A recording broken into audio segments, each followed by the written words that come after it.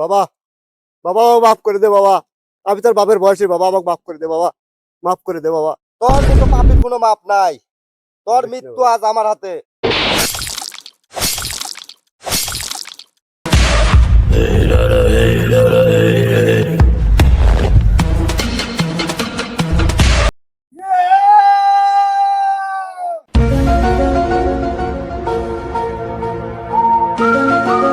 কে রে ফরহাদ, যেই মানুষ মশা মারতে হাত পাও কাঁপছে, আর সেই মানুষ তুই আজকে দিন দুপুরে মানুষ খুন করলি?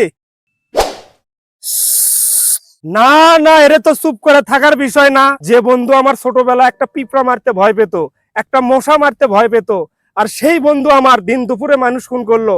কেন খুন করলি তুই? কেন? কেন তুই শুনবি?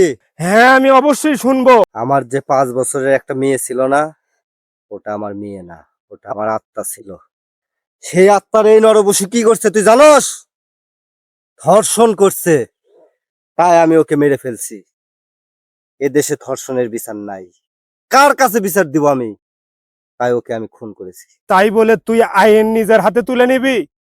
আরে কিসের আইন? এ দেশে আইন আছে? হ্যাঁ, সব তো টাকার কাছে বিক্রি হয়ে যায়। তাই আমি আমার নিজ হাতে আমার মেয়ে হত্যার বিচার করছি। বুঝতে পারছি, চল তোরে দূরে কোথাও রেখে আসি। কেউ আইন নিজের হাতে তুলে নেবেন না এবং ভিডিওটা ভালো লাগলে লাইক কমেন্ট শেয়ার করবেন।